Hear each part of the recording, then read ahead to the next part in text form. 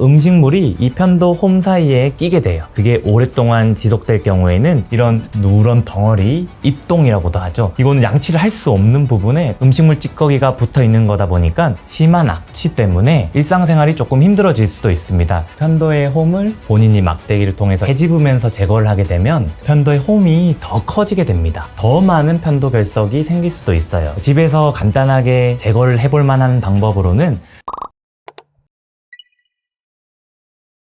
입냄새의 원인은 여러 가지가 있는데 그 중에 많은 부분을 차지하는 게 편도 결석이에요. 그림을 보시면 대왕 편도 결석 사진인데요. 여기가 오른쪽 편도 부분이고 여기가 왼쪽 편도, 혀가 있고 목젖이 있어요. 편도라는 조직은 림프 기관으로 외부의 물질로부터 방어를 하는 기관입니다. 그런데 편도가 목감기라고 하죠. 잦은 편도염을 앓을 경우에는 이 편도 표면들이 되게 울퉁불퉁해집니다. 마치 달 표면처럼요. 그럴 경우에는 음식물이 이 편도 홈 사이에 끼게 돼요. 그게 오랫동안 지속될 경우에는 이런 누런 덩어리, 입동이라고도 하죠. 누런 덩어리를 형성하면서 악취를 유발할 수 있습니다. 우리가 양치를 오래 안 하면 당연히 입냄새가 나겠죠. 이거는 양치를 할 수 없는 부분에 음식물 찌꺼기가 붙어 있는 거다 보니까 당연히 악취가 날 수 있습니다. 편도 크기가 크신 분들은 아무래도 음식물들이 닿는 면적이 크기 때문에 편도 결석이 좀 잘 생기겠죠. 그리고 잦은 편도염을 앓으신 분들은 편도 표면이 다른 분보다 좀 울퉁불퉁하고 홈이 파져 있을 가능성이 높습니다. 그런 분들은 남들보다 편도 결석이 잘 생길 수 있습니다. 대부분은 이렇게 육안으로 관찰이 되기도 하지만 설편도라고 해요. 목 아래쪽에 있는 편도 부분에 이렇게 편도 결석이 생기는 경우에는 내시경을 통해서만 관찰을 할 수 있습니다.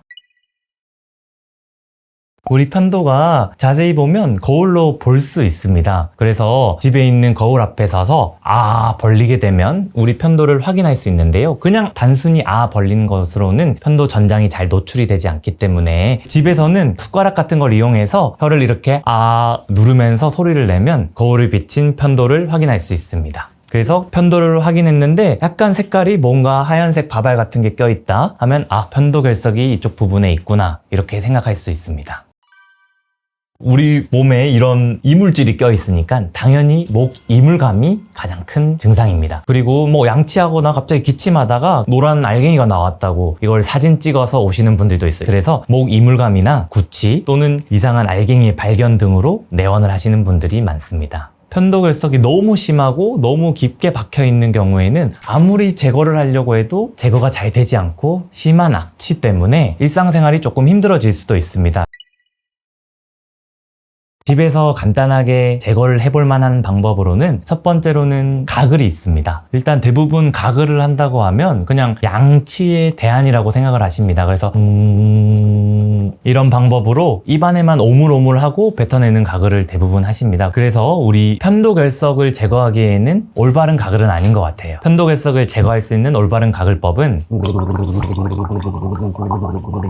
방금 방법과 같이 편도가 혀 뒤쪽에 있잖아요. 그러니까 목 위로 천장을 보듯이 목구멍까지 가글을 이렇게 하면서 이 편도 부분을 살짝 눌러주는 방법입니다. 이렇게 하면 표면에 있는 가벼운 편도 결석은 자연스럽게 빠져나올 수 있습니다. 또 다른 방법으로는 이렇게 기침을 통해서 압력을 통해서 여기 붙어있는 편도 결석을 제거하는 방법입니다. 시중에 여러 가지 기구들이 있지만 물총 같은 타입이 있더라고요. 그런 타입은 편도에 덜 영향을 끼치면서 편도 결석을 제거하는 방법 중에 하나인 것 같아요. 그럼에도 불구하고 편도 결석이 잘 제거가 되지 않는 경우에는 가까운 이비인후과에서 진찰을 받으시는 것이 좋습니다. 편도의 홈을 본인이 막대기를 통해서 이렇게 헤집으면서 제거를 하게 되면 아까 말했던 편도의 홈이 더 커지게 됩니다. 그래서 나중에는 더 많은 편도 결석이 생길 수도 있어요. 그리고 정상적인 편도 조직을 잘못 건드렸을 경우에는 피가 나거나 편도염증으로 이어질 수 있기 때문에 집에서 무리하게 이렇게 제거하는 것은 좋지 않은 방법입니다. 많이 있죠. 여러 가지 도구들을 사서 막 누르는데 이게 혼자 하기가 쉬운 건 아니에요. 왜냐하면 거울을 보면서 해야 되기 때문에 정확하게 조작을 할 수도 없고요. 정상 조직을 건들게 될 경우에는 편도에 피가 나서 더 부어서 오시는 분들도 있고 너무 아파서 오시는 분들도 많습니다. 비염이나 축농증, 코 문제로 입냄새가 날 수가 있어요. 왜냐면 코가 막히신 분들은 입으로 자꾸 구강호흡을 하세요. 그러면 생리적으로 입안이 건조해지면 입냄새가 날 수 있거든요. 코가 막혀서 입으로 숨 쉬는 분들이 입냄새를 많이 호소하십니다. 또 축농증이라는 질병이 있는데 눈 밑에 이렇게 동굴들이 있어요. 이 동굴에 찐득한 콧물들이 이렇게 차 있는 경우 목 뒤로 누런 가래나 초록색 가래가 넘어가기도 합니다. 이 자체로도 입냄새를 유발할 수 있어요. 가래 자체가 여러 세균이나 병균이나 오염물들이기 때문에 그 자체로 냄새가 날 수 있고, 가래가 껴있으면 아무래도 구강이 건조해집니다. 그래서 생리적으로 입냄새가 날 수 있는 확률이 높아지는 거죠. 우리가 그냥 쉽게 말하는 비염이라고 하는 거에는 여러 가지 원인들이 있습니다. 대표적인 건 알레르기 비염이 있고, 콧구멍을 나누는 비중격이 휘어져 있는 비중격 망곡증이나 콧살이 커져 있는 하비각계 비후 또는 축농증 등등이 있는데요. 사람들이 코가 뭔가 답답하거나 불편하면 그냥 비염이라고 생각을 하는데, 실제로는 이 여러 가지 질병들에 대한 정확한 진단이 가장 중요하다고 생각이 되고, 각각의 질병에 따라서는 수술로서 완치를 기대할 수 있는 비염도 있습니다. 꽤 많이 있으시고요. 단순한 알레르기 비염만 있는 경우에는 수술을 통해서 100% 완치는 되진 않습니다. 그렇지만 어느 정도 삶의 질이 개선이 되는 알러지 증상 완화 효과는 누릴 수 있는데요. 아까 말씀드렸듯이 비중격 망곡증이라고 콧구멍을 나누는 벽이 이렇게 해부학적으로 휘어져 있는 경우에는 양쪽으로 숨을 쉬어야 되는데 양쪽으로 숨을 못 쉬게 되는 거죠. 이런 경우에는 수술을 통해서 이 휘어진 벽을 바로 잡아주면 양쪽으로 숨을 쉴 수 있게 되고, 수술 후에 엄청난 만족감을 느낄 수 있습니다. 이런 분 같은 경우에는 이 콧구멍을 나누는 가운데 비중격이 휘어져 있는 분이었고, 하비각계라는 콧살들도 많이 부어있고 콧물들도 많이 있는 거죠. 이분은 비중격 망곡증과 알레르기 비염을 같이 갖고 계신 분이었어요. 근데 이 휘어진 부분을 교정을 해주고 옆에 콧살도 적당히 줄이면서 수술 후에 오른쪽, 왼쪽 코 안쪽 상태입니다. 공간이 아주 넓어진 게 보이시죠? 그래서 이분은 알레르기 증상 자체가 100% 없어지진 않았지만 아주 만족을 하고 계세요. 당연히 모든 수술에는 부작용이 있습니다. 비염이라는 거는 우리 코 안쪽을 교정하는 수술인데요. 우리 코는 우리 몸에서도 모세혈관이 아주 풍부한 부위입니다. 그래서 가장 큰 부작용으로는 출혈이 있을 수 있어요. 솜을 꽉 막아두는 힘든 과정을 비염 수술 후에는 겪어야 합니다. 물론 코를 푼다거나 판다거나 이런 여러 가지 주의사항도 잘 지켜주셔야 하고요.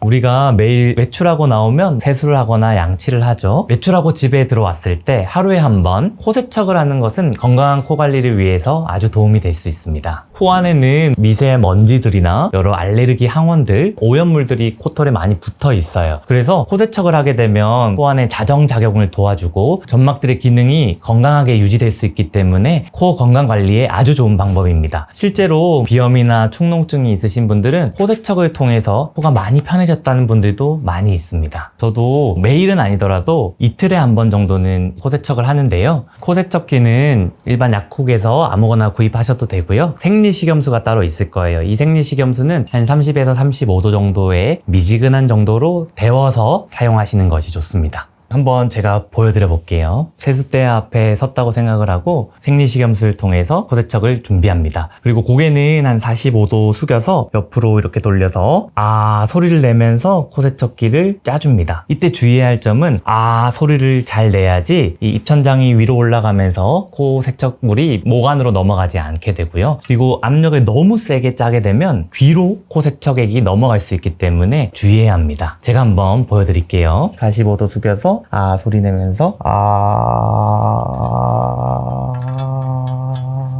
그 다음에는 이렇게 가볍게 살짝 풀어주시면 좋습니다. 양쪽 코를 막고 세게 풀게 되면 이 남아있는 코 세척액이 귀로 넘어갈 수 있기 때문에 세게 막진 말고 가볍게 이렇게 풀어주시는 것이 좋습니다. 지금까지 한 것은 일반적인 코 세척 방법이고요. 우리 축농증 환자들, 예를 들어서 코가 자꾸 뒤로 넘어간다든지 누런 코가 나온다든지 코가 목에 걸린 느낌이 든다든지 이런 축농증 환자인 분들 경우에는 눈 밑에 동굴에 이렇게 농이 차 있는 경우가 있습니다. 이럴 때는 코 세척 방향을 조금 다르게 하는 게 좋은데요. 우리 눈 밑에 동굴의 입구 부분을 향해서 코 세척액을 쏴주는 겁니다. 만약에 제가 오른쪽 축농증이 있다 그럴 경우에는 아까는 이런 식으로 코 세척을 쐈다면 지금은 이 방향으로 축농증 코 세척을 하셔야 됩니다. 제가 한번 해볼게요.